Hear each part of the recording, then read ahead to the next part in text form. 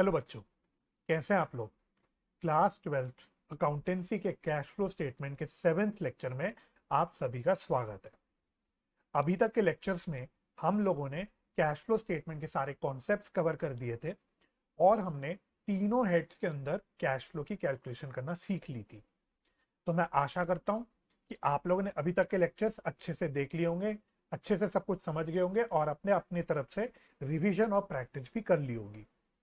हमारा ये chapter conceptually तो पूरा खत्म हो चुका है।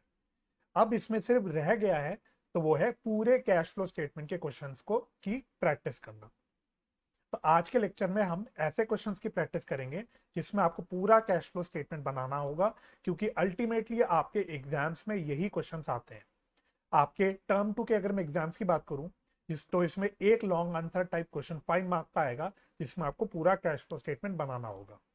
तो आज के वीडियो में हम लोग यही करेंगे, हम लोग पूरे कैश फ्लो स्टेटमेंट के क्वेश्चन सॉल्व करेंगे। इससे पहले कि मैं अपना वीडियो शुरू करूं, मैं आप लोगों से रिक्वेस्ट करूंगा कि अगर आपको मेरी वीडियोस हेल्पफुल लगती है और आप मुझे सपोर्ट करना चाहते हैं तो प्लीज इसको लाइक और शेयर जरूर कीजिएगा और चैनल को सब्सक्राइब भी कर दीजिएगा। चलिए बिना किसी देरी के हम अपने लेक्चर को शुरू करते हैं।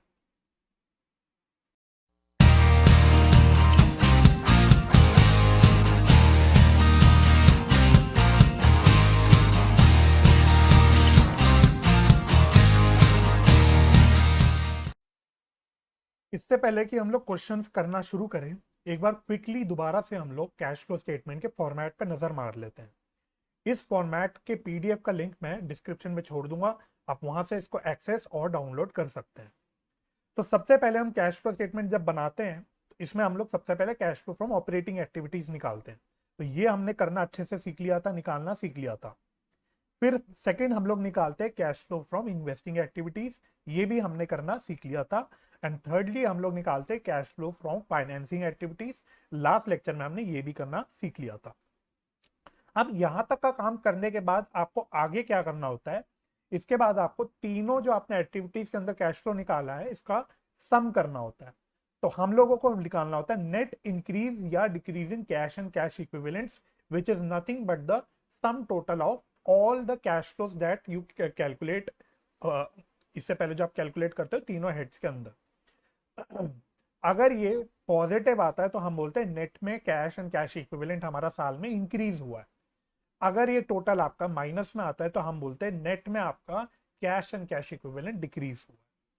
तो नेट इंक्रीज या decrease in cash and cash equivalent निकालने के बाद आप लोग ऐड करते हो उस पे cash and cash equivalents at the beginning of the year, या मैं सिंपल भाषा में बोलूं तो जो आपके ओपनिंग बैलेंस होता है कैश एंड कैश इक्विवेलेंट का, उसको हम लोग यहाँ पे ऐड करते हैं।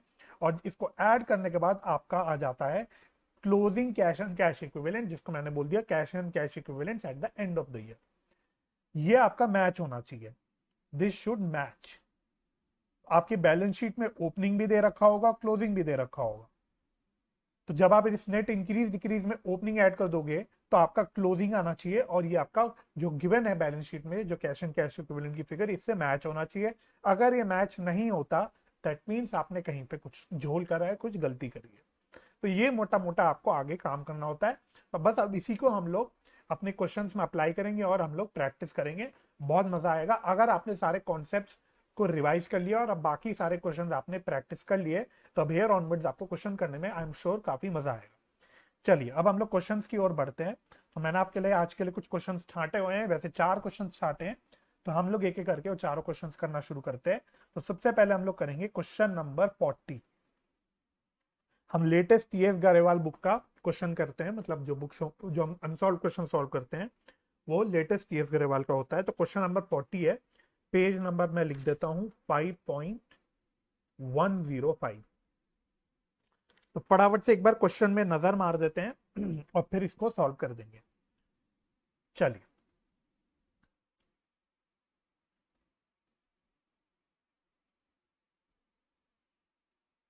एक बार नीचे आ जाते हैं। Question number 40।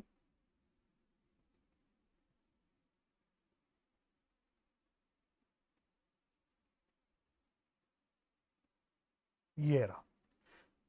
तो एक क्वेश्चन मैं आपको कराऊंगा cash flow statement without any adjustment, यानी सिंपल भाषा में आपको एक बैलेंस शीट दे रखी होगी स्ट्रेट फॉरवर्ड, और आपको उस बैलेंस शीट की हेल्प से कैश फ्लो स्टेटमेंट बनाना होगा।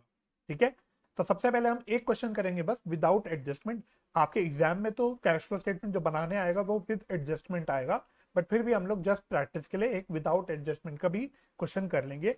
तो question number 40 straight forward question है, फटाफट से नजर मार लेते हैं इस पे।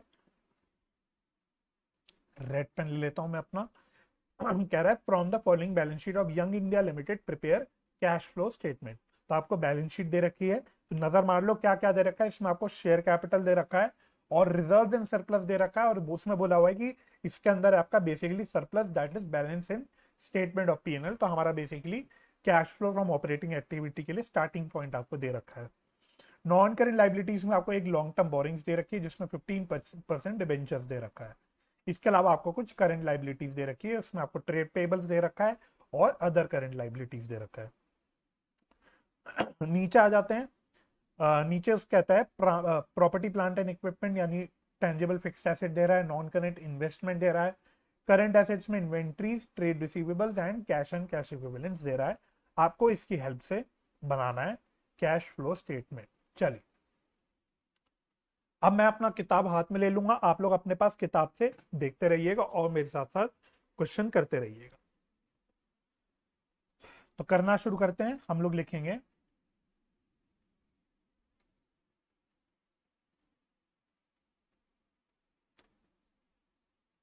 कैश फ्लो स्टेटमेंट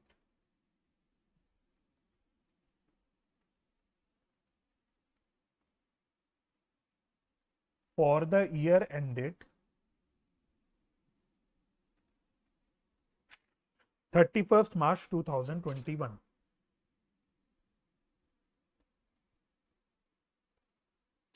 यहां पे रुपीस के 2 कॉलम बना लेंगे और यहां लिखेंगे पर्टिकुलर्स।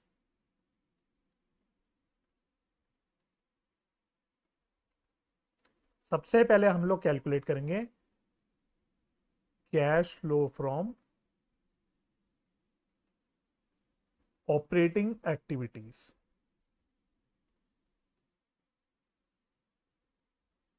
चलिए, तो स्टार्टिंग देखो, अब इस क्वेश्चन में कोई भी अप्रोप्रिएशन नहीं है, कोई भी टैक्स वगैरह की इंफॉर्मेशन नहीं है, कोई भी डिविडेंड वगैरह की इंफॉर्मेशन नहीं है, कोई भी आपका एक्स्ट्रा ऑर्डिनरी आइटम नहीं है, तो कुछ भी नहीं है। तो बेसिकली सिंपल भाषा में बोलूं तो जो आपका सरप्लस का डिफरेंस आएगा वही net profit before tax and extra ordinary item हो जाएगा। तो मैं यहाँ पे स्ट्रेट फॉरवर्ड लिख लेता हूँ, net profit before tax and extra ordinary item that is difference in surplus. चलिए, तो ये कितना आ रहा है डिफरेंस आपका, आई थिंक 99,000 आ रहा है, सॉरी 1,01,000 आ रहा है। This is coming out to be 1,01,000। अब हम लोग स्ट्रेट फॉरवर्ड इसमें ऐड कर देंगे non cash and non operating expenses.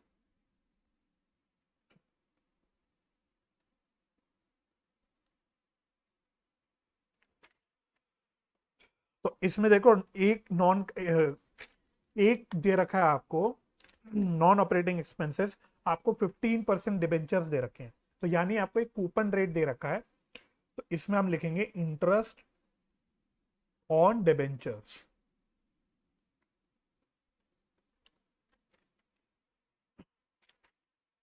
अब इसमें जो 15% डिबेंचर्स है, साल की शुरुआत में 50,000 और एंड में है 80,000, यानी कि आपके कुछ नए डिबेंचर्स साल में इशू हो रहे हैं।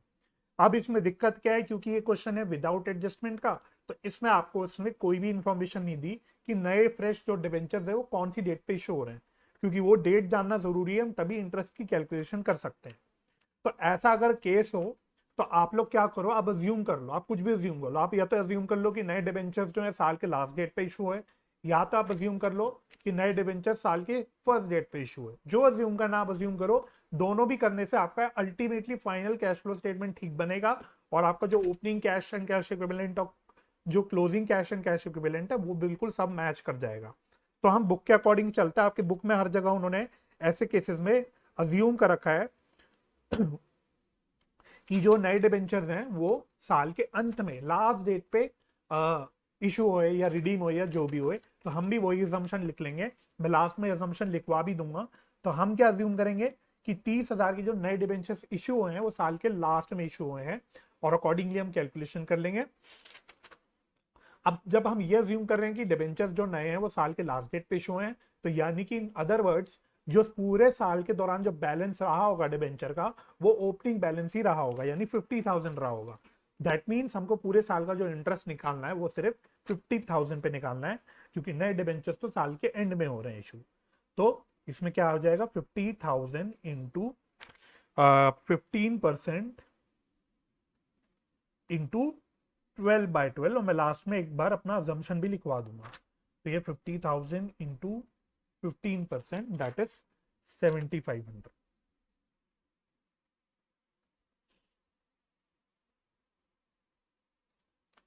और तो इसमें कुछ आइटम नहीं है, तो इससे हमारा आ जाएगा operating profit before working capital changes, क्या रहा है 1,08,500। अब हम इसमें वर्किंग कैपिटल के चेंजेस ले लेते हैं। तो सबसे पहले हम ऐड करते हैं decrease in current assets and increase in current liabilities. तो करंट लाइबिलिटीज में नजर मारो तो ट्रेड पेबल्स आप देखोगे तो बढ़ रहे हैं, तो हम लिखेंगे इंक्रीज इन ट्रेड पेबल्स। कितने रुपए से बढ़ रहे हैं, ये 40,000 से बढ़ रहे हैं।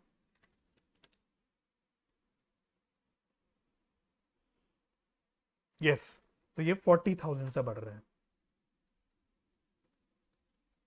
फिर है अगला आइटम अदर करंट लाइबिलिटीज। तो अदर करंट लाइबिलिटीज तो डिक्रीज हो रहा है, तो यहां नहीं लेना। अब हम करंट एसेट्स में आ जाते हैं। इन्वेंट्रीज देखोगे तो इन्वेंट्रीज बढ़ रही है, तो वो भी यहां नहीं लेना। ट्रेड रिसीवेबल्स हैं 70,000 से कम हो गए 32,000, यानी कम हो रहे हैं, तो उसको हम यहाँ पे ले लेंगे। तो डिक्रीज इन ट्रेड रिसीवेबल्स, तो ये कितना आ रहा है, ये आ रहा है 38,000। और लास्ट में तो कैश एंड कैश इक्विवेलेंट है, तो वो तो यहाँ पे आएगा ही नहीं। तो टोटल आ गया 78,000। अब हम इसमें से लेस करते हैं increase in current assets and decrease in current liabilities. तो वापस से आ जाओ। तो सबसे पहले डिक्रीज हो रहा है आपका अदर करंट लाइबिलिटीज। तो decrease in other current liability से कितने से डिक्रीज हो रहा है, 8,000 से। फिर increase in inventories, I think inventories बढ़ रहे हैं आपके। यस, इन्वेंट्रीज बढ़ रहे हैं। इंक्रीज इन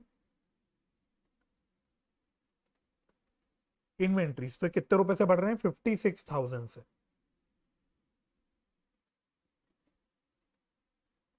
तो यार है -64,000 टोटल। अब जो फिगर आएगी इसको हम बोल देंगे कैश जनरेटेड फ्रॉम ऑपरेशंस। तो ये कितनी आ रही है, निकाल लेता हूं। 108,500 प्लस 78,000 -64,000, तो ये आ रहा है 122,500। अब इसमें से हम फाइनली माइनस करते हैं tax paid net of refund. अब यहाँ पे टैक्स पेड की इंफॉर्मेशन तो कोई है नहीं, तो हम लोग छोड़ देंगे, जीरो ले लेंगे। तो जो फाइनली आपकी फिगर आ जाएगी वो होगी cash flow from operating activity.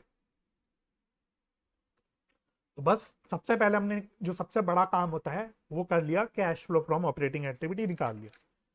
ये हो गया मेरा ए। अब मैं बी में जाता हूं, कैश फ्लो फ्रॉम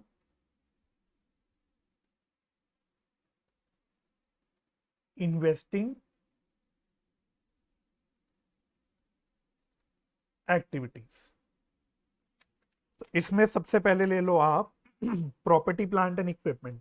तो प्रॉपर्टी प्लांट एंड इक्विपमेंट देखोगे तो 1,17,000 से बढ़ के हो रहे हैं 2,74,000। तो हमने यानी कि कुछ प्रॉपर्टी प्लांट एंड इक्विपमेंट या कुछ फिक्स्ड एसेट्स परचेज करे होंगे। तो payment for purchase of property plant and equipment, या फिर आप लोग ब्रैकेट में ये भी लिख सकते हो फिक्स्ड एसेट। ये कितना आएगा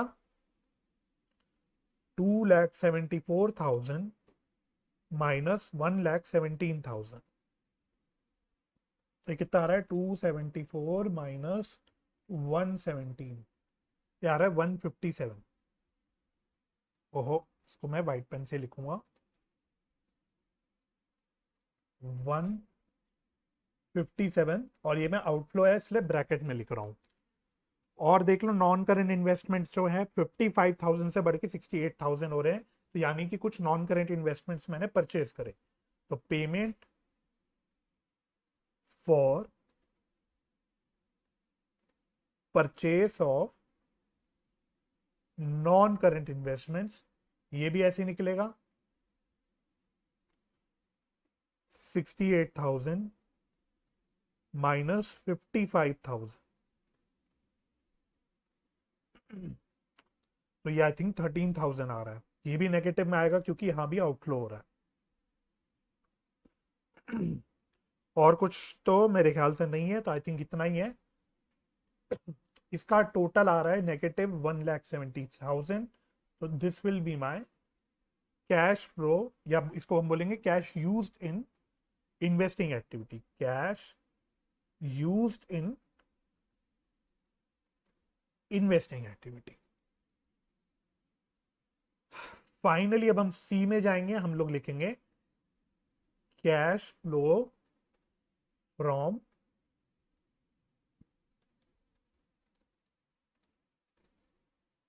फाइनेंसिंग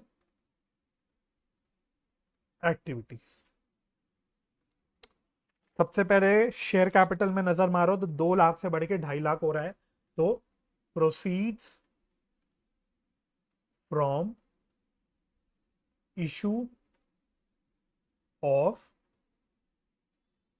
शेयर कैपिटल, तो ये 50,000 से बढ़ रहा है, तो 50,000 के नए शेयर्स इशू करे होंगे। फिर नेक्स्ट, ये तो हमने पढ़ाई था या डिस्कस किया था, लॉन्ग टर्म बोरोइंग्स में डिबेंचर्स बढ़ रहे हैं, तो प्रोसीड्स फ्रॉम इशू ऑफ 15%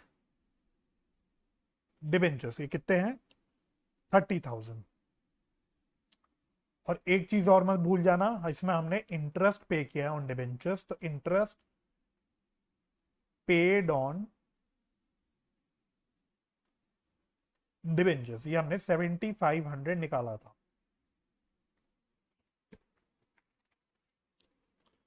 तो फटाफट से एक बार नजर मार लो, और कुछ तो नहीं है, नहीं है, तो इस पे हम लोग अब टोटलिंग कर सकते हैं। तो ये पॉजिटिव में आ रहा है 72,500 मेरे ख्याल से। हाँ, तो ये हो जाएगा cash flow from financing activity. तो हमने operating activity, investing activity, financing activity तीनों निकाल दिया। यहां तक तो आपने सारा काम अभी तक कर रखा था। अब इसके आगे एक्चुअली कैश फ्लो स्टेटमेंट को क्लोज करना हम नया करेंगे आज के लेक्चर में। तो यहां से हम लोग आगे क्या करते हैं, हम लोग इसको इसमें सबसे पहले निकालते हैं नेट इंक्रीज या फिर decrease in cash and cash equivalents. So this is nothing but sum of all the three activities, that is ABC. तो A plus B plus C, मैंने ABC करके नंबरिंग करी थी इसलिए मैं यहाँ ABC यूज कर रहा हूँ। आप अगर रोमन नंबरिंग करते हो आप रोमन नंबर यूज कर लेना, कैसे भी कर सकते हो, दोनों तरीके से ही है, यहाँ पे कोई हार्ड एंड फास्ट रूल नहीं है। तो फटाफट से निकाल लेते, तो यहाँ तो 72,500 आ ही रहा था, फिर इसमें माइनस 1,70,000, फिर प्लस 122,500, तो ये आ रहा है 25,000। पॉजिटिव में आ रहा है तो ये नेट में इंक्रीज है। अब देखो इसमें हम ऐड करते हैं cash and cash equivalent at the beginning. In other words ये हो गया मेरा ओपनिंग बैलेंस। तो ये कितना आपको क्वेश्चन में दे रखा है, कहां गया क्वेश्चन? तो अगर आप क्वेश्चन में देखोगे तो बैलेंस शीट में कैश एंड कैश इक्विवेलेंट्स में ओपनिंग बैलेंस दे रखा है 70,000। तो 25,000 में जब हम 70,000 ऐड करते हैं तो ये आता है 95,000। तो आप क्वेश्चन में देखोगे जो क्लोजिंग वाला कैश एंड कैश इक्विवेलेंट्स है वो 95,000 ही आ रहा है। दैट मीन्स हमारा कैश फ्लो स्टेटमेंट सही बना है। तो मैं वही कह रहा था, अगर आप जो अजम्पशन की हमने बात की थी, अगर आप ये भी अज्यूम करो कि डिबेंचर साल की शुरुआत में हमने इशू करे हैं, तो उस केस में आप 80,000 पे डिबेंचर्स का इंटरेस्ट निकाल दोगे। वो करने से भी आपका अल्टीमेटली यहाँ ठीक आएगा, आपका नेट इंक्रीज डिक्रीज 25,000 भी आएगा और क्लोजिंग वाला तो मैच कर ही जाएगा। तो ये मैं आपको बोलने की कोशिश कर रहा था। आप अपनी तसल्ली के लिए एक बार करके भी देख सकते हो, आप अपने पास करके एक बार देख लेना। आप 80,000 पे इंटरेस्ट कैलकुलेट करके एक बार सॉल्व करके देख लेना, आपका आंसर तब भी मैच करेगा। आपका इंडिविजुअली एक्टिविटी में जो आता है, एक्टिविटी जो बुक से बेसिकली आंसर है वो नहीं मैच करेगा, बट यहाँ पे आपका नेट इंक्रीज डिक्रीज अल्टीमेटली 25,000 भी आएगा, and that is also correct. बस जरूरी ये है कि ऐसे केस में आप अपना अजम्पशन स्टेट कर देना। पहले मैं इसको तो खत्म कर दूं, प्रवचन देने से पहले इसको खत्म कर देता हूं मैं। तो ये हो गया cash and cash equivalents at the and, in other words ये हो गया क्लोजिंग बैलेंस। और नीचे मैं नोट डाल के लिख देता हूं ग्रीन पेन से, note it has been assumed that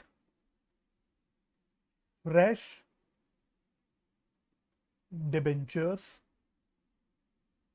of rupees 30,000 has been issued on the last date of the year. Accordingly, interest has been calculated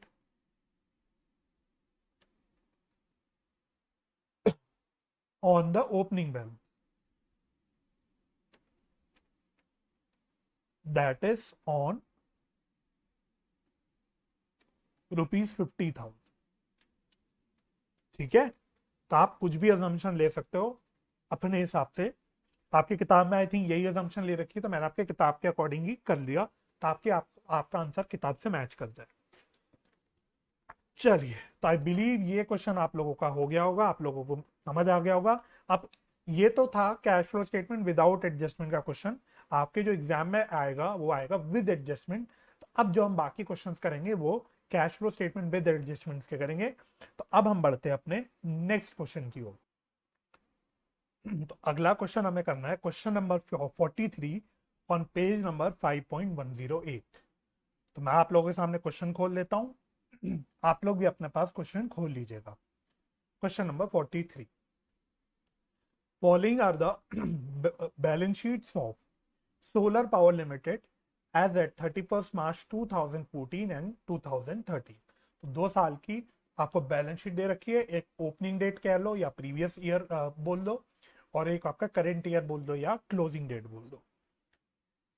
तो बैलेंस शीट पे फटाफट से नजर मार लेते हैं। तो शेयर कैपिटल है, रिजर्व्स एंड सरप्लस है, लॉन्ग टर्म बोरोइंग्स हैं, फिर करंट लाइबिलिटीज में आपका ट्रेड पेबल्स है और शॉर्ट टर्म प्रोविजंस हैं, और देखते हैं क्या क्या है। नॉन करंट एसेट्स में आपका प्रॉपर्टी प्लांट एंड इक्विपमेंट में फिक्स्ड एसेट्स दे रखा है, टेंजिबल भी है इंटेंजिबल भी है। और करंट एसेट्स में आपका एक तो करंट इन्वेस्टमेंट्स दे रखा है सबसे पहली बात। तो भूलना मत, सीबीएसई के अकॉर्डिंग जब भी करंट इन्वेस्टमेंट्स दे रखा होगा या शॉर्ट टर्म इन्वेस्टमेंट्स दे रखा होगा, तो अनलेस क्वेश्चन में क्लियरली कुछ और स्पेसिफाई ना हो, हम लोग करंट इन्वेस्टमेंट्स या शॉर्ट टर्म इन्वेस्टमेंट्स को मार्केटेबल सिक्योरिटीज मानते हैं, और हेंस ये कैश एंड कैश इक्विवेलेंट्स का पार्ट बन जाता है। इसके अलावा फिर आपको इन्वेंट्रीज दे रखी है, ट्रेड रिसीवेबल्स दे रखे हैं, एंड कैश इक्विवेलेंट्स दे रखा है। नोट्स जो अकाउंट्स में बोलता है कि जो सरप्लस ऊपर दे रखा है, एक बार ऊपर नजर मार लो, 6 लाख और 4 लाख, ये बता दिया इसने बेसिकली कुछ नहीं है, ये बैलेंस है इन स्टेटमेंट ऑफ पीएनएल। फिर उसने टेंजिबल एसेट्स में तोड़ के बता दिया कि मशीनरी की ग्रॉस वैल्यू ये है और एक्यूमुलेटेड डेप्रिसिएशन का बैलेंस ये है ना। तो बेसिकली कंफ्यूज होने की जरूरत नहीं है।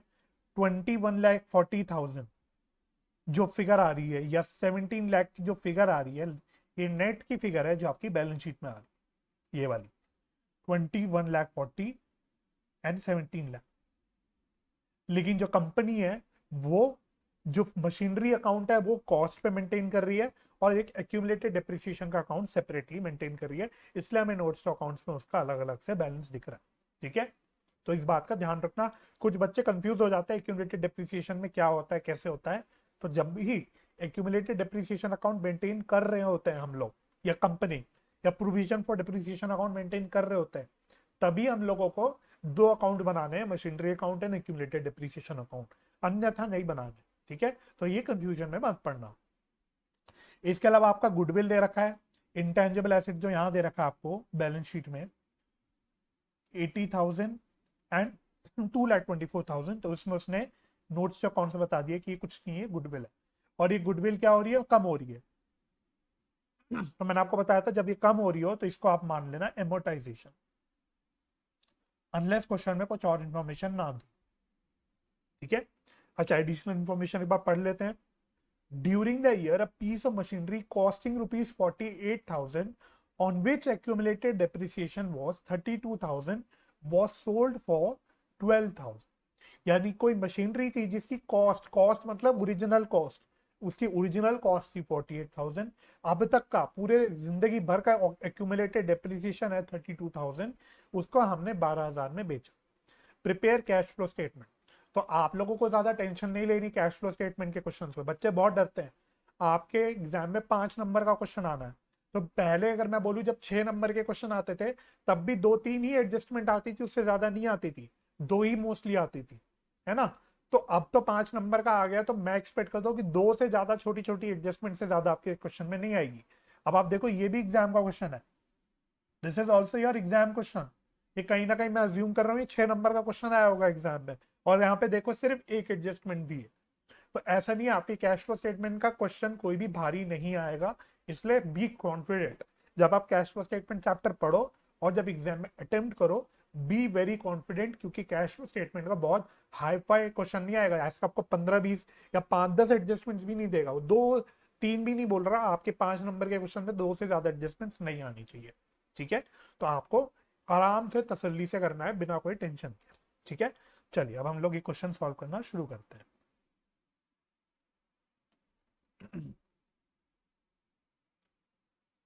अब मैं किताब को अपनी हाथ पे रख लूंगा, आप लोग अपने पास किताब में सवाल देखते रहना। चलिए, तो हम लोग बना रहे हैं, अब मैं थोड़ा सा शॉर्ट फॉर्म्स यूज करूंगा टाइम बचाने के लिए। तो हम बना रहे हैं cash flow statement for the year ended, for the year ended 31 March 2014। तो एज यूजुअल रुपीस के 2 कॉलम्स, यहां पे पर्टिकुलर्स।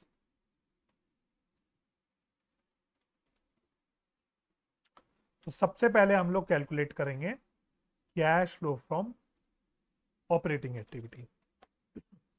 तो यहाँ पे हम लोग सरप्लस ले लेते हैं। अब यहाँ पे भी देखो, तो कोई भी मेरे ख्याल से अप्रोप्रिएशंस नहीं है, कोई भी डिविडेंड, प्रोविजन फॉर टैक्स और कोई भी एक्स्ट्राऑर्डिनरी आइटम कुछ भी नहीं है। तो जो डिफरेंस आएगा सरप्लस में, that would be ultimately my net profit before tax and extra ordinary item. तो ये कुछ नहीं है, this is difference in surplus. तो एनीवे कितने का आ रहा है डिफरेंस, कितना आ रहा है, 2 लाख रुपए।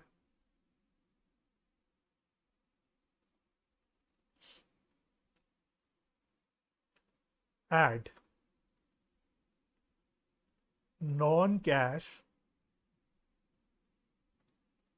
And non operating expenses. तो सबसे पहले तो मैं इसमें गुडविल की एमोर्टाइजेशन डाल देता हूँ, क्योंकि उसके लिए मुझे कोई एक्स्ट्रा काम नहीं करना। तो एमोर्टाइजेशन ऑफ गुडविल, ये कैसे निकाला? गुडविल 2,24,000 से कम होके 80,000 हो रही है, तो 2,24,000 माइनस 80,000, तो ये कितना आएगा, 1,44,000 आएगा शायद।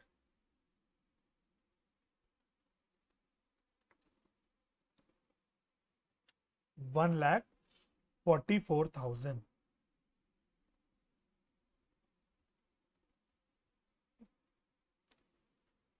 चलिए, नेक्स्ट उसने बोला है हमें कुछ एडिशनल इंफॉर्मेशन या एडजस्टमेंट्स का यूज करना है। एक तो उसने बोला हुआ है कुछ मशीनरी अकाउंट से उसने कुछ रिलेटेड एडजस्टमेंट्स दिए, तो हम एक काम करते हैं, वर्किंग नोट में हम लोग अकाउंट बना के काम खत्म कर देते हैं। अब आप लोग क्या करना, आप लोग जब पूरे कैश फ्लो स्टेटमेंट के क्वेश्चंस करो और आपको वर्किंग नोट में जा रहा हूं, तो आप 1.5 पेज मान लेना, आपके फुल रजिस्टर के 1.5 पेज मान लेना। 1.5 पेज में पूरे आपका कैश फ्लो स्टेटमेंट आएगा। तो 1.5 पेज छोड़ के फिर आप वर्किंग नोट करना। अगर आप बड़ा बड़ा लिखते हो, ज्यादा जगह छोड़ छोड़ के लिखते हो, तो 2 पेज मान लेना। अगर आप नॉर्मली लिखते हो तो 1.5 पेज मान लेना। मैं इधर आके अपना वर्किंग नोट करूंगा। तो वर्किंग नोट इस पेन से कर लेते हैं। चलिए, तो यहां पे मैं बनाऊंगा मशीनरी अकाउंट,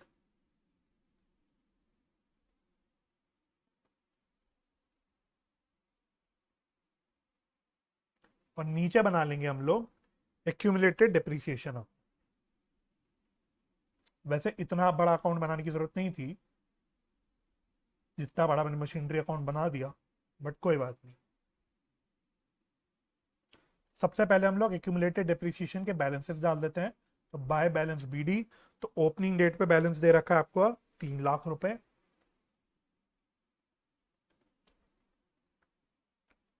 क्लोजिंग दे रखा है 4 लाख।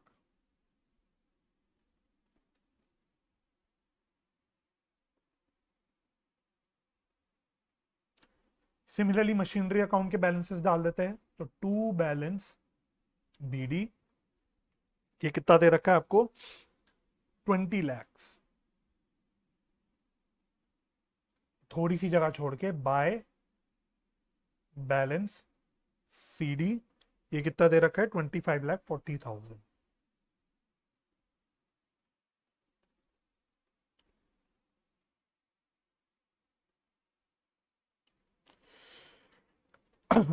अब हमने कुछ मशीनरी बेची है जिसकी एक्यूमुलेटेड डिप्रिसिएशन है 32,000। तो पहले यहां तक रुके, हम लोग एक्यूमुलेटेड डिप्रिसिएशन की क्रॉस पोस्टिंग कर लेते हैं। तो आई होप आपको सारी चीजें याद होगी कि हम कैसे अकाउंट बनाते थे, क्योंकि ये सारी चीजें मैं ऑलरेडी डिस्कस कर चुका हूँ। तो यहाँ पे एक्यूमुलेटेड डिप्रिसिएशन उसने 32,000 बोल रखा है, तो उसकी हम लोग सबसे पहले क्रॉस पोस्टिंग कर लेते हैं। तो मशीनरी अकाउंट में यहाँ आ गया, एक्यूमुलेटेड डेप में यहाँ पे आ गया टू मशीनरी अकाउंट 32,000। अच्छा, इसको हमने बेचा 12,000 में। तो अब हम ये डाल देते हैं, पहले सेल वैल्यू डाल देते हैं। तो बाय बैंक अकाउंट 12,000। अब जरा नीचे आ जाओ।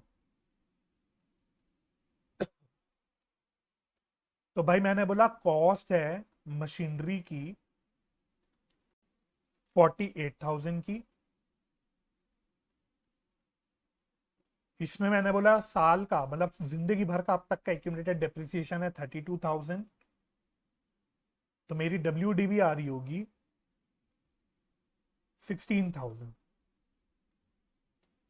इसको मैंने बेचा 12,000 में। तो 16,000 का की मशीनरी मैंने 12,000 में बेची, तो मेरा यानी 4,000 का लॉस हो। इस लॉस को हम डाल देंगे ऊपर फटाफट से। यहां आ गया बाय लॉस ऑन सेल 4,000। अब अकाउंट का टोटल कर सकते हैं। तो यार है 32,000 प्लस 12,000 प्लस 4,000 प्लस 25,40,000। तो टोटल आ रहा है 25,88,000।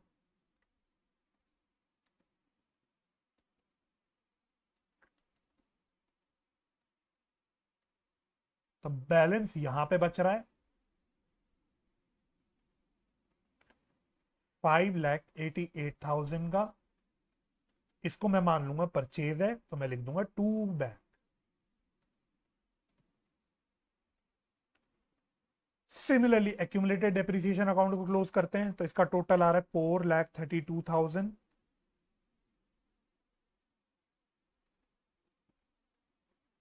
इसका भी बैलेंस बच रहा है, वो भी यहाँ पे 1,32,000 का बैलेंस बच रहा है। तो इसको मैं बोल दूंगा बाय डेप्रिसिएशन। अब ये कंफ्यूज यहाँ पे भी हो रहे हैं बच्चे कुछ, तो ये करंट ईयर का डेप्रिसिएशन है। एक्यूमुलेटेड डेप्रिसिएशन जब मैं बोलता हूँ तो वो पूरी जिंदगी भर का, एसेट की जिंदगी भर का डेप्रिसिएशन होता है। और यहाँ पे जो डेप्रिसिएशन लिखता है बाय डेप्रिसिएशन अकाउंट के नाम से, एक करंट ईयर का डेप्रिसिएशन होता है, टोटल डेप्रिसिएशन होता है जो आपके पीएनएल में जाता है। ठीक है, सो प्लीज कॉन्सेप्चुअली क्लियर रहना, चीजें इधर उधर मिक्सअप मत कर देना। चलो, अब हम लोग सारी चीजें पोस्ट कर लेते हैं यहां पे आके। तो सबसे पहले यहां मैं डाल देता हूं डेप्रिसिएशन, ये हमने निकाला 1,32,000। फिर हमने निकाला loss on sale of machinery, ये हमने 4,000 निकाला। भाई और कोई इंटरेस्ट वगैरह की इंफॉर्मेशन तो नहीं दे रखी, तो आई थिंक ये टोटल हो जाएगा। तो टोटल कितना आ रहा है, ये मेरे ख्याल से टोटल आ रहा है 1,80,000।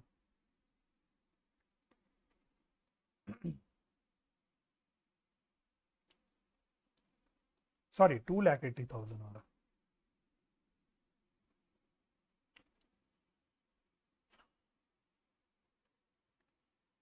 ठीक है, 2,80,000 यार। अच्छा, कोई और नॉन ऑपरेटिंग आइटम्स या नॉन कैश आइटम माइनस तो करना नहीं, तो यही मेरा हो जाएगा operating profit before working capital changes. तो ये भी निकाल लेते हैं, 2,00,000 प्लस 2,80,000, दैट इज 4,80,000।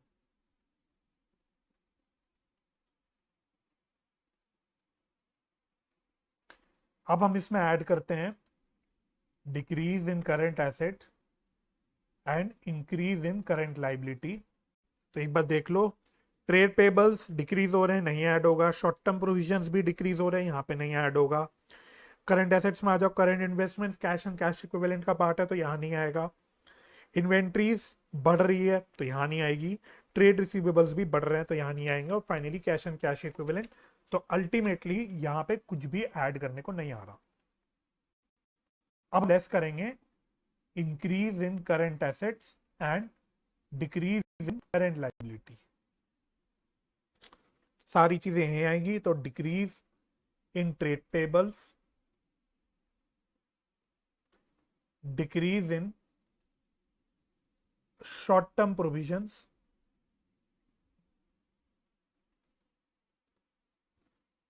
फिर इंक्रीज इन इन्वेंट्रीज,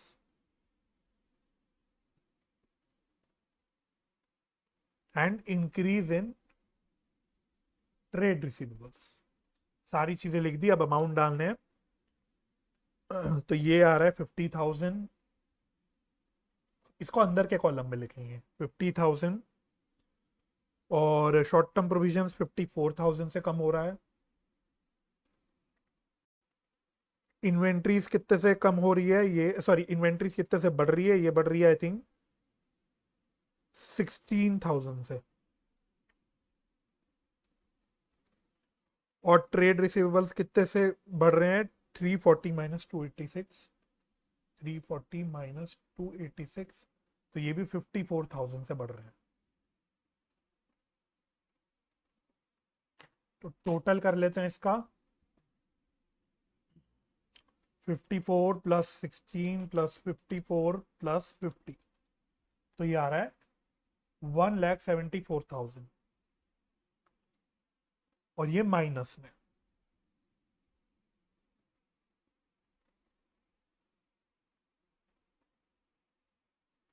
यहां आ जाता है हमारा कैश जनरेटेड फ्रॉम ऑपरेशंस।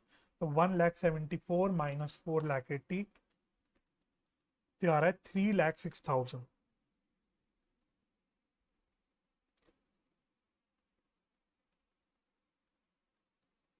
इसमें से हम लेस करते हैं टैक्स पेड।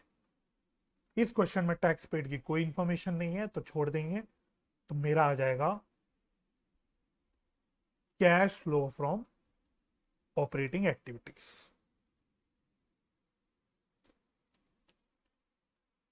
अब हम बनाते हैं कैश, अब हम निकालते हैं rather cash flow from investing activities, BCFI, ये शॉर्ट में लिख रहा हूं। तो ये तो फटाफट अब हम सारा काम कर चुके हैं। पहले मैं लिख देता हूं proceeds from sale of machinery और payment for purchase of machinery. तो सेल तो इसी में दे रखी 12,000,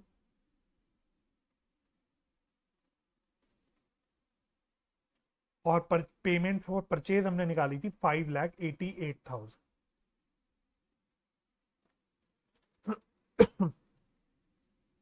और तो इसमें कुछ भी नहीं है।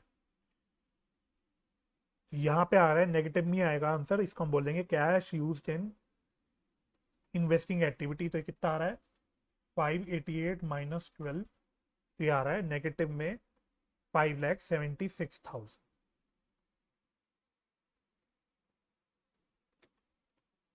सी, cash flow from financing activity. तो शेयर कैपिटल देखो, तो सबसे पहले तो शेयर कैपिटल बढ़ रहा है, तो यानी हमने साल के दौरान शेयर कैपिटल इशू करे होंगे। तो ये हो जाएगा प्रोसीड्स फ्रॉम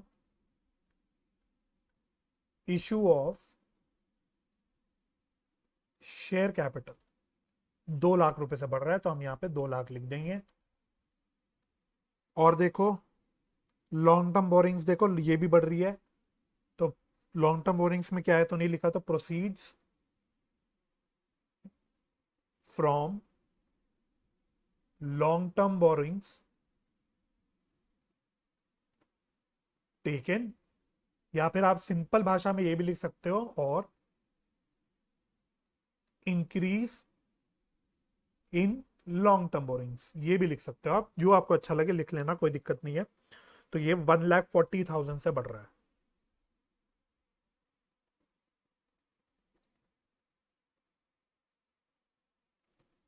और इसमें कुछ है नहीं, तो ये आ रहा है 3,40,000 पॉजिटिव में आ रहा है। तो ये सिंपल हो जाएगा cash flow from financing activities. D में हम निकाल लेते हैं नेट इंक्रीज या decrease in cash and cash equivalents, जो बेसिकली कुछ नहीं है, A plus B plus C है। तो 3,40,000 माइनस 5,76,000 प्लस 3,06,000, तो ये आ रहा है 70,000। पॉजिटिव में आ रहा है, तो ये नेट इंक्रीज है। E, add opening cash and cash equivalents, और इसको कैलकुलेट कैसे करेंगे, करंट इन्वेस्टमेंट दे रखा है 3 लाख ओपनिंग वाला, और cash and cash equivalent 7.5 lakh दे रखा है।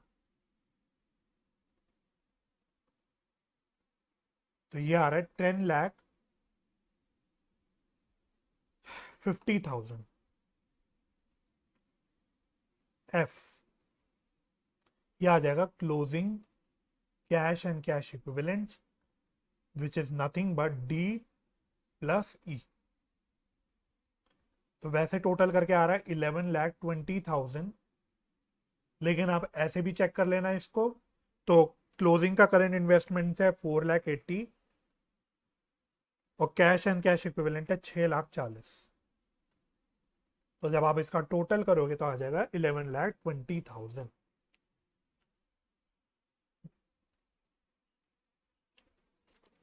इस प्रकार से आपको कैश फ्लो स्टेटमेंट्स के क्वेश्चंस सॉल्व करने होंगे। आई होप ये क्वेश्चन आपको क्लियर हो गया होगा, और आप लोगों ने मेरे साथ इसको सॉल्व भी किया होगा और ढंग से प्रैक्टिस की होगी। अब हम बढ़ते हैं आपके नेक्स्ट क्वेश्चन की ओर फटाफट से। नेक्स्ट क्वेश्चन हमको करना है question number 45 on page number 5.110। तो आप लोग क्वेश्चन खोल लीजिए, मैं भी खोल लेता हूं आपके पास। क्वेश्चन नंबर 45, अगर आपको ये क्लियर ना दिख रहा हो तो आप अपने पास अपनी किताब में चेक कर लेना। थोड़ा सा इसको जूम कर देते हैं। Question number 45, following is the balance sheet of Mevanka limited as at 31 March 2017 and correspondingly आपको 31 मार्च 2016 की भी फिगर्स दे रखी हैं। इसको इंपॉर्टेंट मार्क कर लेना। इसमें आपको दे रखा है शेयर कैपिटल में, सॉरी शेयर होल्डर्स फंड्स में शेयर कैपिटल दे रखा है और रिजर्व एंड सरप्लस दे रखे हैं। फिर आपको लॉन्ग टर्म बोरोइंग्स दे रखी हैं, ट्रेड पेबल्स दे रखे हैं, शॉर्ट टर्म प्रोविजंस दे रखा है, फिर प्रॉपर्टी प्लांट एंड इक्विपमेंट में फिक्स्ड एसेट्स दे रखा है, ठीक है, inventories, trade receivables, cash and cash equivalents and other current assets. Notes to account बहुत ध्यान से देखना क्या क्या है। तो रिजर्व एंड सरप्लस में तो वही आपको सरप्लस के बैलेंसेस दे रखे हैं। लॉन्ग टर्म बोरिंग्स में आपको 10% लॉन्ग टर्म लोन दे रखा है और यहां आप नोटिस करोगे इस 60,000 से बढ़ के 80,000 हो रहा है, यानी साल के दौरान हमने 20,000 का और लोन लिया। शॉर्ट टर्म प्रोविजन में बेसिकली आपको प्रोविजन फॉर टैक्स दे रखा है। फिर again property plant and equipment में फिक्स्ड एसेट है और यहाँ पे आपको मशीनरी और अगेन एक्यूमुलेटेड डेप्रिसिएशन दोनों के बैलेंस दे रखे हैं। एडिशनल इंफॉर्मेशन में बोलता है additional loan was taken on 1 जुलाई 2016। तो इस क्वेश्चन में basically this is your exam question. तो आप देखो एग्जाम क्वेश्चन में आपको वो कहीं भी अननेसेसरी कंफ्यूज नहीं करता, उसने क्लियरली बोल दिया एडिशनल लोन इस डेट पे लिया। एक क्वेश्चन जो सबसे पहला क्वेश्चन मैंने आपको कराया था आज की क्लास में, उसमें आपको कोई भी डेट नहीं गिवन थी तो वहां में अज्यूम करना पड़ा, तो वहां आप लोग थोड़ा सा अनकंफर्टेबल हो सकता है, फील कर रहे हो। लेकिन देखो यहाँ पे उसने क्लियरली बोल दिया 1 जुलाई 2016, तो जो बेसिकली हमको 10% की कैलकुलेशन करनी है वो अकॉर्डिंगली करनी है। ठीक है, यहाँ पे डिस्कस कर लेते हैं। 1 जुलाई 2016 को लोन नया लोन लिया, बेसिकली 20,000 का नया लोन लिया हमने। दैट मीन्स अप्रैल मई जून 3 महीने तो हम लोग 60,000 पे इंटरेस्ट कैलकुलेट करेंगे और बचे हुए 9 महीने हम लोग 80,000 पे इंटरेस्ट कैलकुलेट करेंगे, क्योंकि पहले 3 महीने हमारा लोन का बैलेंस 60,000 रहा होगा और बचे हुए 9 महीने हमारा लोन का बैलेंस 80,000 रहा होगा। तो इस प्रकार से हमें कैलकुलेशन करनी है। 3 महीने करनी है 60,000 पे और बचे हुए 9 महीने करनी है 80,000 पे। ठीक है, मैंने यहीं पे डिस्कस कर लिया ताकि जब हम क्वेश्चन सॉल्व कर रहे हो तो वहां पे हमें फ्लो ना बिगड़े समझाने में, वहां पे फटाफट फटाफट बस सीधा कैलकुलेट कर लेंगे। सेकंड में आपको वो tax of rupees 53,000 was paid during the year बोलता है, तो प्रोविजन फॉर टैक्स दे रखा है आपको और टैक्स पेड की इंफॉर्मेशन दे रखी है, तो यहाँ आपको प्रोविजन फॉर टैक्स अकाउंट बनाना है। अब देखो यहाँ पे ना मशीनरी भी दे रखा है, एक्यूमुलेटेड डेट भी दे रखा है। तो लास्ट क्वेश्चन में क्या था कि हमें एडिशनल इंफॉर्मेशन या एडजस्टमेंट में कुछ इंफॉर्मेशन दी थी, इसलिए हमने मशीनरी अकाउंट और एक्यूमुलेटेड डेट अकाउंट बना लिया था। इस क्वेश्चन में कोई भी इसकी एडजस्टमेंट नहीं थी, तो आइडियली आप बना सकते हो, अकाउंट बनाने में कोई भी दिक्कत नहीं है, लेकिन यह बनाने की आवश्यकता नहीं है।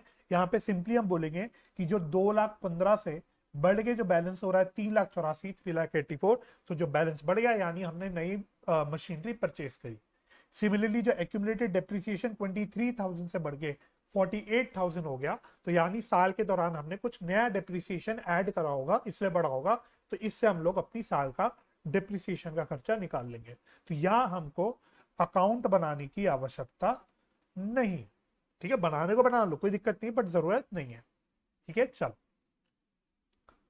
क्वेश्चन नंबर 45, किताब हाथ में रख लेता हूं अब मैं।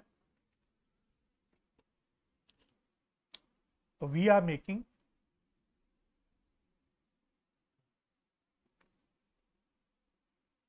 cash flow statement for the year ended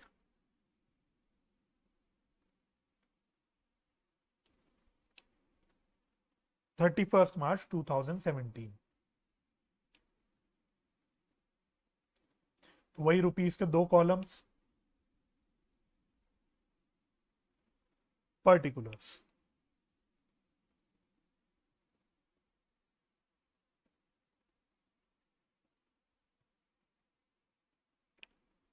सबसे पहले हम लोग ए में निकालेंगे cash flow from operating activity. तो स्टार्ट करते हैं हम लोग करना। हम लोग लेंगे इसको बोल देते हैं net profit for the year that is difference in surplus. तो ये कितना दे रखा है आपको, क्वेश्चन नंबर 45 कर रहे हैं ना, हाँ। हो तो ये 1,20,000 से कम होके 25,000 हो रहा है, यानी ये इस क्वेश्चन में नेगेटिव चेंज है। 1,20,000 से कम होके 25,000 हो रहा है, that means there is a negative change. तो पहला क्वेश्चन हम ऐसा कर रहे हैं जिसमें नेगेटिव चेंज आ रहा है, तो इन अदर वर्ड्स ये कह सकते हो आप लॉस हो गया, इस साल का लॉस हो गया। तो ऐसे केस में ध्यान रखना प्लस माइनस में आ रहा है, इसलिए ब्रैकेट में जरूर लिख लेना फिगर, नहीं तो आपकी आगे कैलकुलेशन गड़बड़ा जाएगी। अब यहाँ पे हमें एक एडजस्टमेंट करनी पड़ेगी, हमको टैक्स का खर्चा ऐड करना पड़ेगा। तो add provision for tax made in current year का प्रोविजन फॉर टैक्स, ये हमको वर्किंग नोट में निकालना पड़ेगा। हाथ का हाथ निकाल लेते हैं इसको। अगेन वही 1.5 पेज छोड़ के आप लोग वर्किंग नोट कर सकते हो। हमें इसके लिए बनाना पड़ेगा प्रोविजन फॉर टैक्स अकाउंट।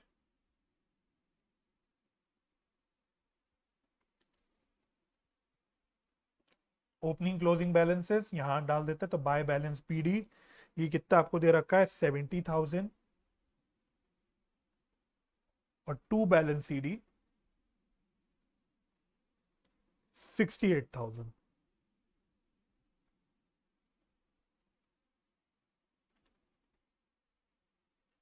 अच्छा, टैक्स पेड की इंफॉर्मेशन दे रखी है, तो यहां आ जाएगा टू बैंक, ये कितना बता रखा है उसने 53,000।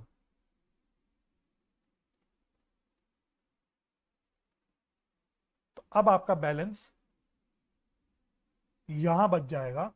अच्छा, टोटल कर लेता हूं पहले अकाउंट का।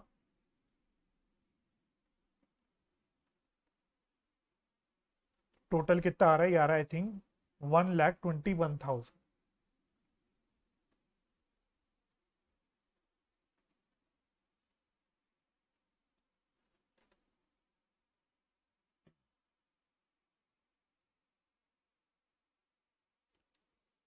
तो ग्रीन पेन से लिख लेते हैं। तो यहाँ बैलेंस बच रहा है 51,000 का। तो this is by statement of PNL. तो करंट ईयर का टैक्स का खर्चा आ रहा है ये वाला 51,000, तो ये हम ले लेते हैं यहाँ पे 51,000। और तो कुछ है नहीं, तो ये हो जाएगा net profit before tax and extra ordinary items. ये कितना बच रहा है, ये बच रहा है -44।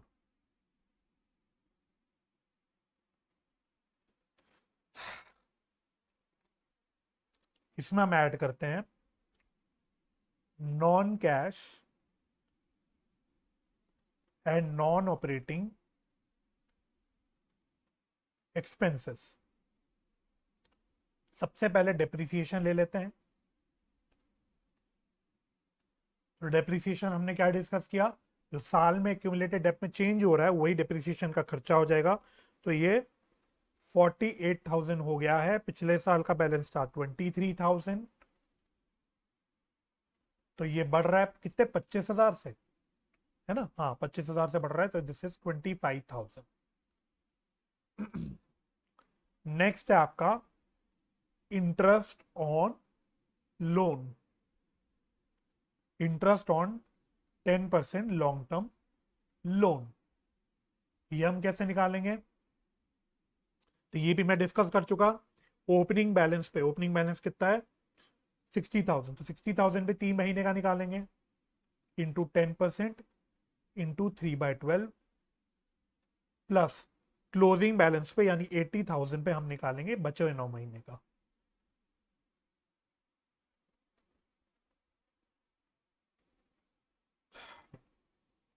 तो ये कितना आ रहा है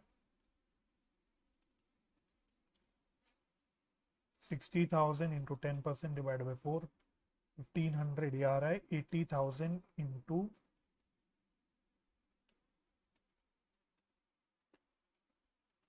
तो ये मेरे ख्याल से 7,500 ही आ रहा है।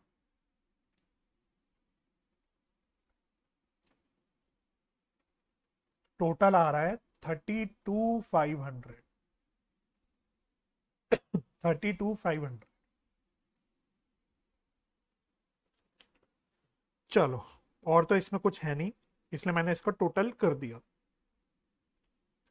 तो यहां पे आ जाएगा मेरा operating profit before working capital changes, तो 44,000 नेगेटिव प्लस 32,500, तो ये नेगेटिव 11,500 आ रहा है।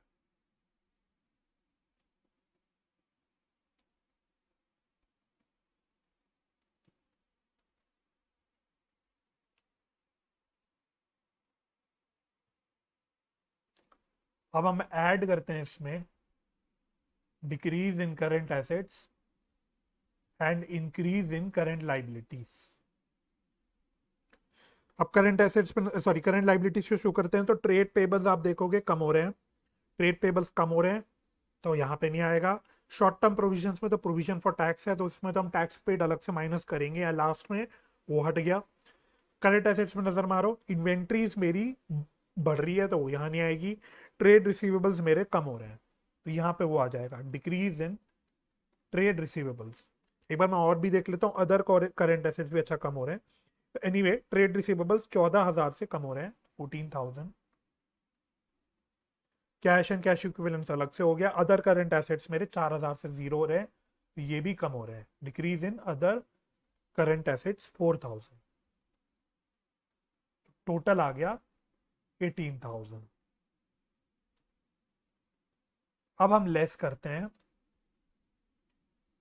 Increase in current assets and decrease in current liabilities.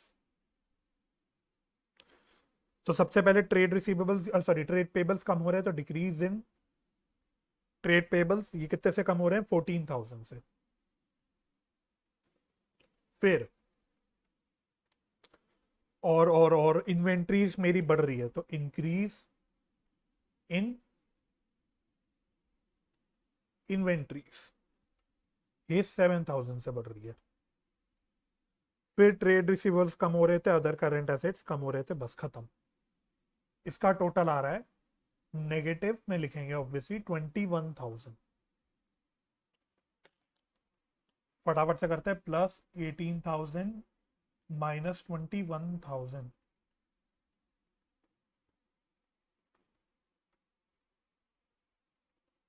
तो ये आ रहा है नेगेटिव में 14,500। This is cash generated from operations. अब फाइनली यहां से हम लोग टैक्स पेड माइनस करेंगे, यहां पे हम लोग पेड माइनस करेंगे, जो कि आपको क्वेश्चन में ही दे रखा है 53,000।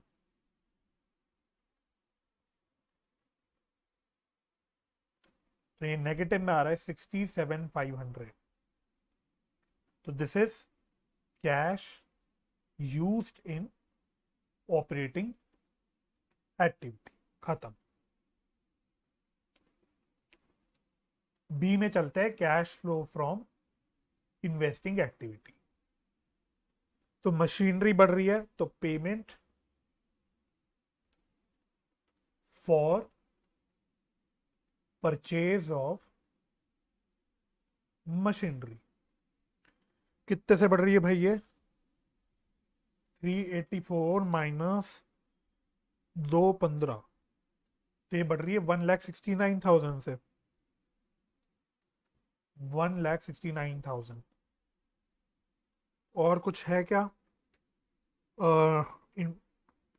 सॉरी, पीपीई में तो इतना ही है, नॉन करेंट इन्वेस्टमेंट्स कुछ और दे नहीं रखी, कोई इंटेंजिबल एसेट्स वगैरह नहीं दे रखे, तो इतना ही है।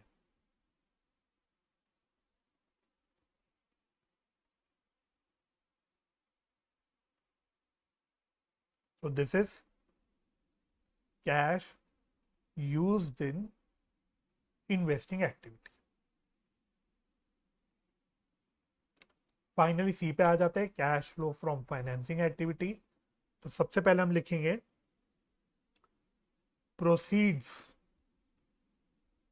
From issue of share capital 2 lakh. 2 lakh से शेयर कैपिटल बढ़ रहा है तो ये डाल दिया मैंने। फिर बोरिंग्स भी ले रहे हैं हम लोग, तो increase in long term borrowings, यहां पे भी आप लिख सकते हो, यहाँ पे loan taken, proceed from loan taken, जो भी लिखना है लिख लो। तो ये 20,000 है। अच्छा, इंटरेस्ट पेड ऑन लोन 7,500, बस इतना ही है। ये आ रहा है 220 माइनस 7,500, तो ये मेरे ख्याल से 212,500 आ जाएगा। तो this is cash flow from financing activity. D में लिखेंगे नेट इंक्रीज या decrease in cash and cash equivalents, that is A plus B plus C. तो ये निकाल लेते हैं, 212,500 minus 169 minus 67,500,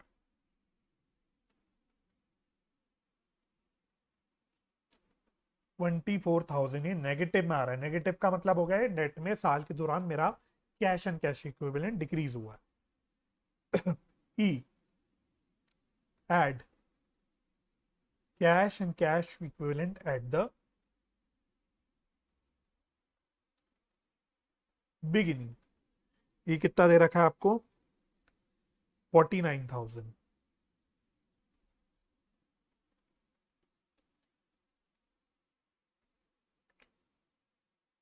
F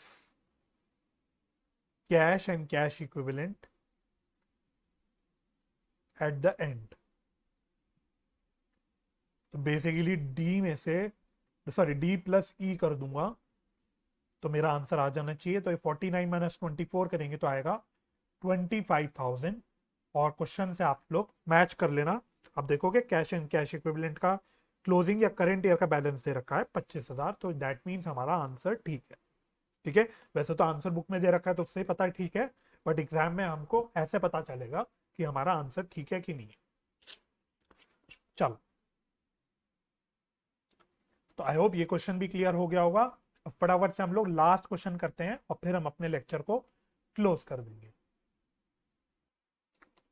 next question हमको करना है क्वेश्चन नंबर 49 और पेज नंबर 5.114। तो आप लोग क्वेश्चन खोल लीजिए, मैं भी आपके सामने खोल लेता हूं और एक बार पढ़ लेते हैं। इस क्वेश्चन को भी इंपॉर्टेंट मार्क कर सकते हैं। कहता है from the following balance sheet of JY limited as at 31 March 2017 prepare cash flow statement. एक बैलेंस शीट दे रखी है, तो बैलेंस शीट में क्या क्या दे रखा है? अच्छा, एक 2017 की दी है, एक 2016 की दी है। तो शेयर कैपिटल दिया है, रिजर्व्स एंड सरप्लस दिया है, लॉन्ग टर्म बोरिंग्स, अच्छा सबके नोट्स हैं। तो अभी देख लेंगे short term borings, short term provisions, इसके भी नोट्स हैं। अच्छा, अगर यहाँ पे क्लियरली ना दिख रहा हो तो आप अपनी किताब में चेक कर लेना, ठीक है। तो प्रॉपर्टी प्लांट एंड इक्विपमेंट में टेंजिबल दे रखा है, इसका भी नोट है। करंट एसेट्स में trade receivables, cash and cash equivalence and short term loans and advances को हाईलाइट करो, क्योंकि फिर यहाँ पे बच्चे अटकेंगे। तो जब हम cash flow from operating activities निकालते हैं, वहां पे हम वर्किंग कैपिटल के चेंजेस करते हैं। तो वहां मैंने कई बार पहले भी रिपीट किया है, जब मैंने कॉन्सेप्ट कराया था तब भी बताया था कि सिर्फ हम वही करंट एसेट्स और करंट लाइबिलिटीज में चेंजेस लेते हैं जो ऑपरेटिंग एक्टिविटी से रिलेट करते हैं, है ना। यहाँ पे short term loans and advances although current assets में दिया है, तो आपका मन कहेगा कि नहीं नहीं हम वर्किंग कैपिटल चेंजेस में इसको लेके चलेंगे, but no, loans and advances is a part of investing activity. ये इन्वेस्टिंग एक्टिविटी का पार्ट बनेगा, हेंस जब हम वर्किंग कैपिटल चेंजेस करेंगे वहां पे इसको नहीं कंसिडर करेंगे, ठीक है। सिमिलरली अभी और देखते हैं चीजें। शॉर्ट टर्म बोरिंग्स में आपको क्या दे रखा है? देखो, शॉर्ट टर्म बोरिंग्स में आपको बैंक ओवरड्राफ्ट दे रखा है। बैंक ओवरड्राफ्ट एक फाइनेंसिंग एक्टिविटी का आइटम है। दैट मीन्स जब हम again changes in working capital changes लेंगे, सॉरी, हम जब वर्किंग कैपिटल चेंजेस कंसिडर करेंगे तो वहां पे बैंक ओवरड्राफ्ट को भी नहीं लेंगे। ऑल द वो करेंट लाइबिलिटीज के अंदर है, दिया हुआ है। आपका मन अगेन कहेगा कि नहीं नहीं नहीं, ये तो वर्किंग कैपिटल चेंजेस में लेके चलना चाहिए, but no, this is not a part of operating activity, it is a part of financing activity, hence हम उसको वहां पे लेके नहीं चलेंगे। शॉर्ट टर्म प्रोविजंस में तो प्रोविजन फॉर टैक्स अगेन दे ही रखा है, तो वो भी हमारी सेम बात हो गई। यहाँ पे भी आपको मशीनरी एंड एक्यूमुलेटेड डेप्रिसिएशन दे रखा है।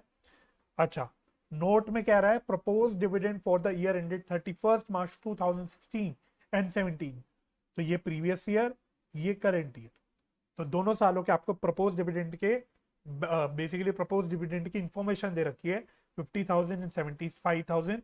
ये भी हम लोग डिस्कस कर चुके हैं कि पिछले साल का बैलेंस हमको लेके चलना होता है। करंट ईयर का जो प्रपोज डिविडेंड होता है वो एक कंटिंजेंट लाइबिलिटी होता है, तो उसका ना तो हम फाइनेंशियल स्टेटमेंट्स में या अकाउंटिंग में कुछ भी नहीं करते, और कैश फ्लो स्टेटमेंट भी अल्टीमेटली हम कुछ नहीं करते, हम प्रीवियस ईयर का प्रपोज डिविडेंड लेके चलते हैं। इसके अलावा एडिशनल इंफॉर्मेशन में कहता है ₹1,10,000 debentures were issued on 31 March 2017। तो देखो 10% डिबेंचर्स एक बार नजर मार लो, ये 1.5 लाख से बढ़ के 2.5 लाख हो रहे हैं, यानी 1 लाख रुपए से बढ़ रहे हैं। तो उस 1 लाख रुपए की यहाँ पे इंफॉर्मेशन वो दे रहा है, वो कह रहा है कि जो 1 लाख के नए डिबेंचर्स है ये हमने 31 मार्च 2017 को इशू करे, दैट मीन्स अगेन ये लास्ट डेट पे इशू करे। तो जो हम इंटरेस्ट की कैलकुलेशन करेंगे वो हम लोग 1.5 लाख पे करेंगे। रीजन, क्योंकि पूरे साल ये 1.5 लाख ही बैलेंस चला होगा, ये 2.5 लाख का बैलेंस तो साल के लास्ट डेट पे चेंज हुआ होगा। तो हाँ, पूरे साल क्योंकि 1.5 लाख चला, तो जो इंटरेस्ट की कैलकुलेशन है हम लोग ओपनिंग बैलेंस पे लेके चलेंगे। ठीक है। अच्छा, ये जो नीचे दे रखा है, this question is been amended, इसको भूल जाओ, इसको इग्नोर मार देना, ये आपके काम की चीज नहीं दे रखी, मतलब काइंड ऑफ काम की चीज है, लेकिन आपको ये पढ़ना नहीं है अननेसेसरी कि क्या भला दे रखी है। आपको इससे कोई मतलब नहीं लेना, आपको ने जो सीखा हुआ है आपको बस उसको अप्लाई करना है। ठीक है, चलो।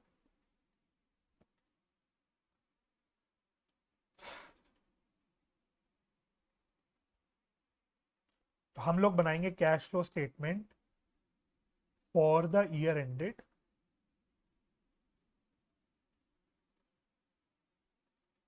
31 मार्च 2017। किताब मैं हाथ में ले लेता हूं।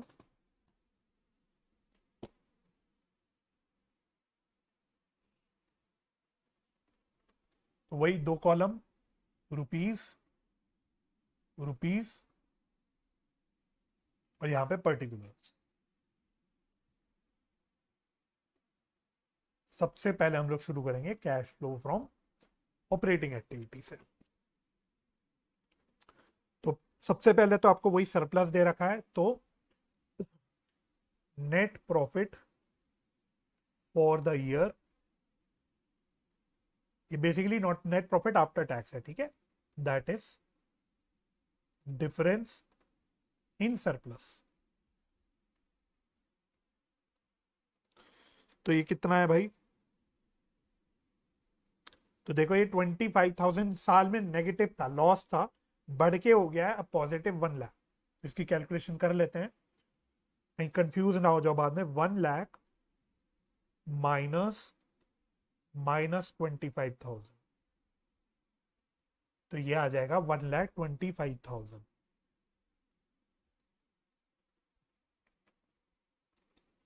फिर इसमें हम लोग ऐड करेंगे सिर्फ एक प्रोविजन फॉर टैक्स है। अच्छा, इस क्वेश्चन में प्रोविजन फॉर टैक्स दे रखा है, और आपको कोई भी टैक्स पेड या करंट ईयर के टैक्स के खर्चे की कुछ भी इंफॉर्मेशन नहीं दी है। तो ऐसे केस में हम क्या अज्यूम करते हैं कि जो ओपनिंग बैलेंस है या पिछले साल का जो बैलेंस है प्रोविजन फॉर टैक्स का, वो हमने इस साल पे किया होगा, तो वो पेड में आ जाता है। और जो क्लोजिंग बैलेंस होता है वो हम मानते हैं कि वो करंट ईयर में हमने नया टैक्स का प्रोविजन बनाया होगा, या फिर वो करंट ईयर का टैक्स का खर्चा होगा, तो वो हम लोग ऐड कर देते हैं यहाँ पे प्रोविजन फॉर टैक्स एक्सपेंस। ठीक है, तो हम लोग यहाँ पे हम प्रोविजन फॉर टैक्स अकाउंट तो नहीं बनाएंगे, स्ट्रेट फॉरवर्ड हम लोग ले लेंगे। तो 2017 का बैलेंस जो है वो हम यहाँ पे लेंगे, बेसिकली 1,25,000। अच्छा, यहाँ पे एक चीज और है, प्रोपोज डिविडेंड भी है, तो इसको मैं बाहर नहीं लिखूंगा, इसको मैं अंदर लिखूंगा।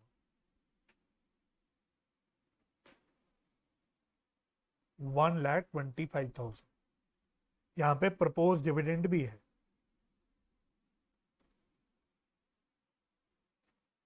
यहाँ पे हम लोग प्रीवियस ईयर का लेके चलेंगे, तो प्रीवियस ईयर का 2016 का जो है वो 50,000 है। अब सही होगी बात, इसका टोटल बाहर लिख देंगे 1,75,000 और इसको प्लस किया तो आ जाएगा आपका 3 lakh. So this is net profit before tax and extra ordinary item. इसमें ऐड करेंगे non cash and non operating expenses.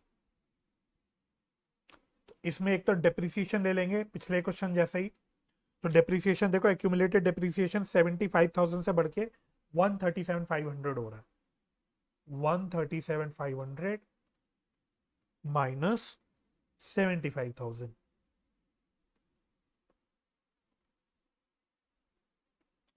137,500 minus 75,000 आ रहा है 62,500। फिर यहां पे हम लेंगे इंटरेस्ट ऑन डिबेंचर्स, इसको भी कैलकुलेट कर लेते हैं। तो ये भी हमने स्टैब्लिश कर दिया कि ये ओपनिंग बैलेंस पे कैलकुलेट होगा। अच्छा, इसको यहाँ दिखाने की जरूरत ही नहीं है, चलो दिखा देते हैं ताकि आपको ध्यान रहे। 1.5 लाख इंटू 10% बेसिकली पूरे साल का, तो ये आ जाएगा 15,000।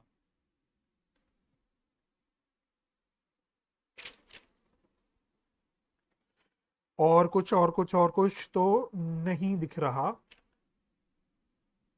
तो ये टोटल आ जाएगा 77,500 और इसका टोटल आ जाएगा 377,500। This is my operating profit before working capital changes.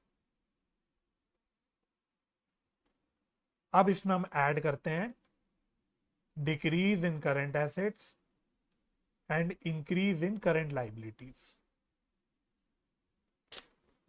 तो करंट एसेट्स में आपको शॉर्ट टर्म चलो करंट लाइबिलिटी से शुरू करते हैं। Short term borrowings basically bank overdraft है, financing activity. Short term provision for tax है, अलग से ले रहे हैं। करंट एसेट्स में देख लो ट्रेड रिसीवेबल्स, ट्रेड रिसीवेबल्स क्या हो रहे हैं, बढ़ रहे हैं, तो यहाँ नहीं आएगा। कैश एंड कैश इक्विवेलेंट्स यहाँ लेना नहीं, short term loans and advances यहाँ पे लेना नहीं, तो ये जीरो हो गया। लेस, अब यहाँ पे सिर्फ एक ही चीज बच गई, ट्रेड रिसीवेबल्स। तो increase in current assets and decrease in current liabilities लेते हैं। ये तो फॉर्मेट के अकॉर्डिंग लिख रहा हूं ताकि आपको याद रहे।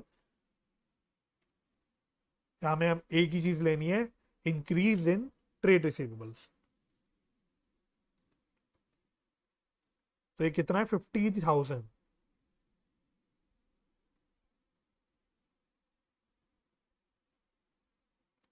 तो ये आ रहा है basically 327,500। This is your cash generated from operation. अब इसमें से हम लोग टैक्स पेड माइनस करेंगे, है ना। इसमें हम प्रीवियस ईयर लेके चल रहे हैं, प्रीवियस ईयर प्रोविजन। तो पिछले साल था 75,000, तो ये आ रहा है 327,500 माइनस 75,000, तो ये आ रहा है 252,500। so this is my cash flow from operating activities। जल्दी जल्दी करते हैं, बी पे आते हैं। Cash flow from investing activities, तो इसमें एक तो हम ले लेंगे मशीनरी खरीदी है, तो payment for purchase of machinery 737,500 minus 525, तो यार है 2,12,000, अच्छा नेगेटिव में नहीं, सॉरी, 2,12,500, अच्छा नेगेटिव नहीं आएगा, सॉरी, ठीक है सही था। अच्छा, short term loans and advances 1 lakh से बढ़ के हो गए 2 लाख, तो डिक्रीज लिख लेते हैं, decrease in short term loans and advances. ठीक है, बेसिकली हमने और लोन्स एंड एडवांसेस कुछ दिए होंगे तभी तो बढ़ रहे हैं, है ना, तभी हमारा एक एसेट बढ़ रहा है क्योंकि हमने और दिए होंगे। तो 1 लाख रुपए के और लोन हमने साल में दिए, तो ये भी आउटफ्लो है, तो -1 लाख। तो 3,12,500 नेगेटिव में। तो this is cash used in investing activities.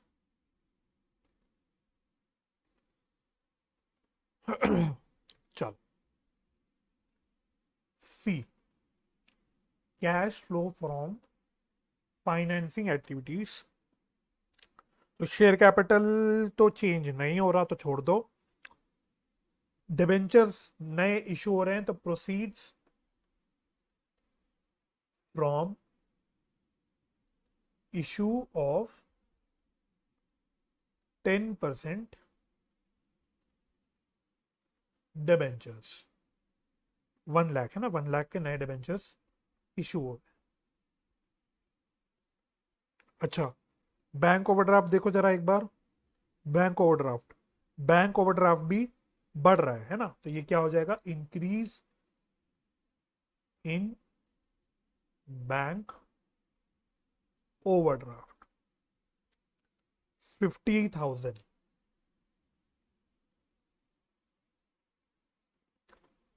फिर और क्या है भाई, इंटरेस्ट पेड ऑन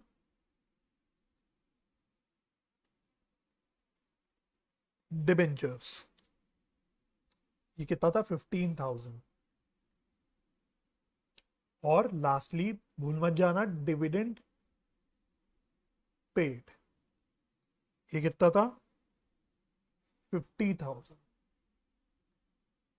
बस, तो ये करेंगे 50-50 तो कैंसिल आउट हो गया, तो 1 लाख -15 ये आ रहा है 85,000। तो this is cash flow from financing activity. D में चलते हैं। नेट इंक्रीज या डिक्रीज इन कैश या कैश एंड कैश इक्विवेलेंट। तो 252,500 -312,500 प्लस 85,000।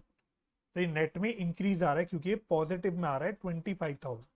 अच्छा, ये निकाला कैसे मैंने, A plus B plus C,